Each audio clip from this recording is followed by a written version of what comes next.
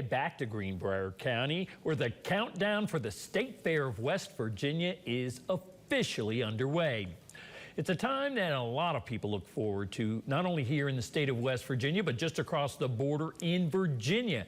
It's 14 days away, just 2 short weeks. The State Fair of West Virginia will open the grounds on August 8th. There's going to be concerts, food, rides, and a whole lot more.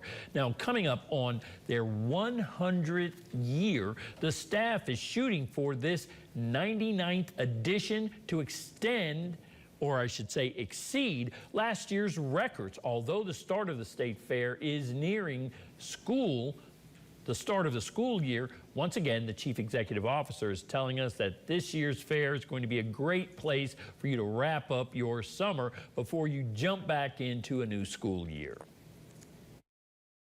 So we're 14 days away from the 99th Annual State Fair of West Virginia, and it's getting really exciting here on grounds. We've got one carnival ride up, the Wild Mouse, which is a favorite of a lot of people I know, is up and ready to go, and the rest of them are starting to come in slowly. Our maintenance crew is busy getting the grounds ready, and folks in the office are getting ready as well. Now, advance tickets will be sold through Monday, July 29th for the State Fair of West Virginia, but those tickets can still be purchased on the fairgrounds as well. The ticket office is open Monday through Friday, 9 in the morning to 5 p.m., and it's going to be open this Saturday starting at 9 a.m., and then that will wrap up at noon. Now let's get the full wrap of the full forecast from our Weather Authority Chief Meteorologist